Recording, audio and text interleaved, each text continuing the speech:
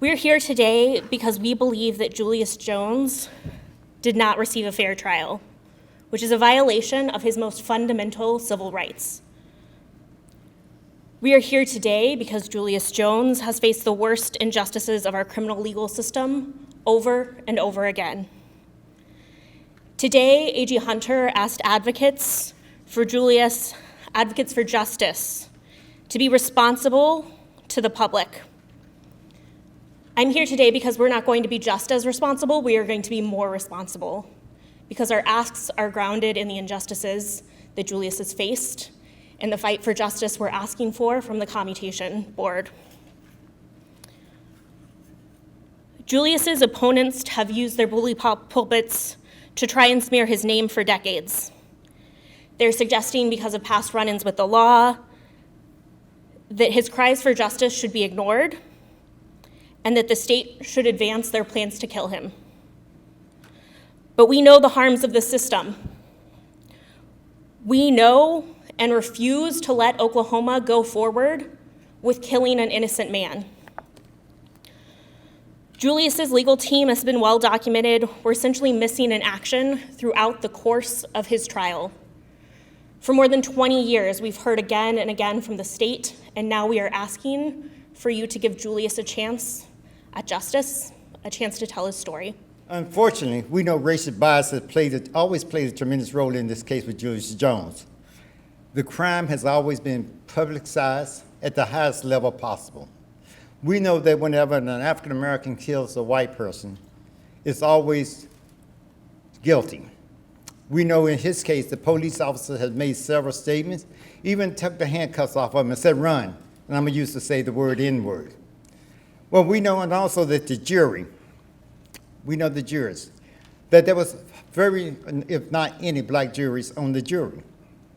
We have questions of reference to the bandana and how long it was tested, but we know also that in Julius Jones' case, there have been several incidents where he have indicated, and other people said that people have made a deal and cut a deal to get Julius Jones convicted, and not really taking ownership of the crime that they committed.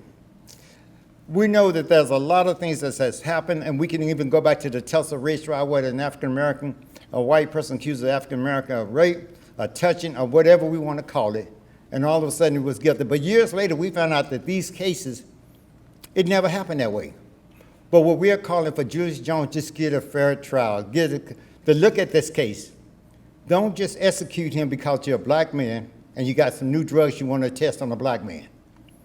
We asking the governor to give him compensation. Let his voice be heard. He has never been spoken. We have not heard him. But we speak on his behalf and for the community and for the state of Oklahoma to say, let's stop executing black folks just to test the new drugs that we got. Give Julius Jones a chance to speak. Give us and the community a chance to know that justice has been served the right way. We don't want to see anybody put to death just because we have a new drug, and not because he's a black person. We're calling on the governor to consider his action. We're calling on the Attorney General. When you make these statements, be mindful of the statements that you make. Our hearts do go out for the family, for the loss of their loved one, but also we must stand for justice. We have seen too many cases around the world where African American has been convicted of a crime that they did not commit, but yet some of them been put to death for the same crime, and now in different states they have overturned these cases to take a look at it.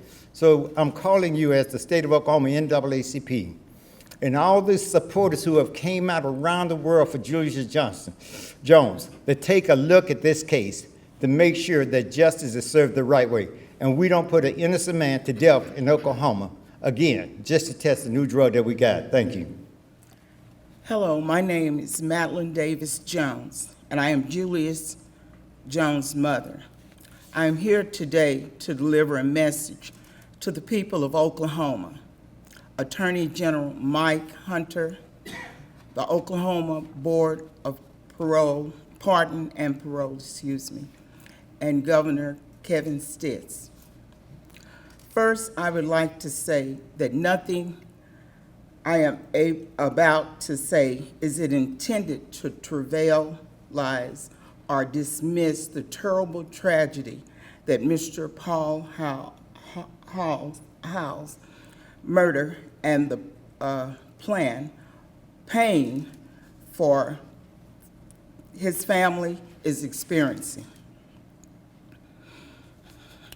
My heart aches for them, and I pray, as I have prayed over the 2 decades, that God helps them to heal. At the same time, I want to be absolutely clear. My son Julius is not guilty of Mr. Howell's murder, and his conviction and death sentence are a terrible miscarriage of justice. I know Julius is innocent because my husband and I were with him that night Mr. Howell was murdered. Mr. Howell was shot, absolutely, approximately 9 p.m. on the day of the shooting. Julius arrived home to our house around 4 p.m. and stayed there until he went to bed, hours after the murder was committed. It was an ordinary afternoon and an evening our family, Julius and his sister and brother, played Monopoly. They argued a little bit. His sister helped him get Boardwalk and Park Place, giving him an unfair edge in the game. His brother then ate his cookies. We ate spaghetti and cornbread. Julius and his father watched Dragon Ball Z.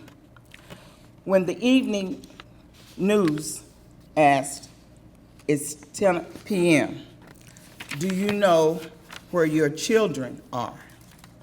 We remembered silently congratulating ourselves because we did.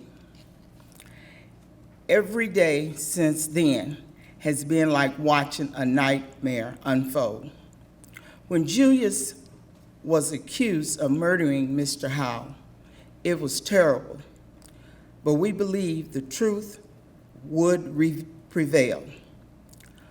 We believed we would get an opportunity to talk about where Julius was with us when this murder occurred. We believed he would be sent home eventually. Our lives would be normal again. Instead, we never was given an opportunity to tell our story. The other evidence exonerating Julius was never heard by the jury.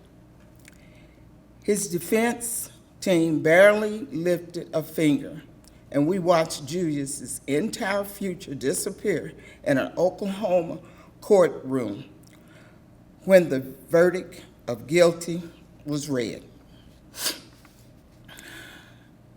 The Howell family has lost a loved one. By all accounts, is a good man and a good father. They deserve the opportunity to share their pain. We, however, have also lost our son, who had sat in a prison for 20 years and awaited an execution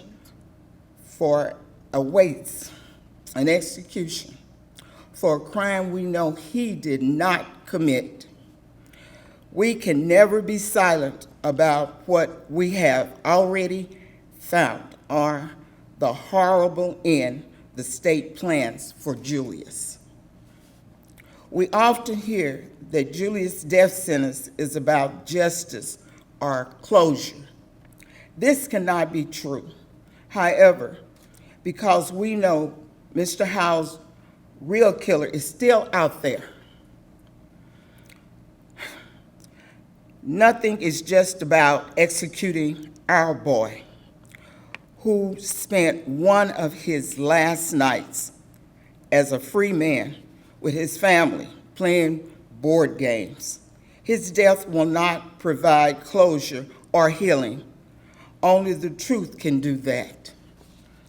We pray that we have an opportunity in the form of a communication hearing to share the truth and bring Julius home.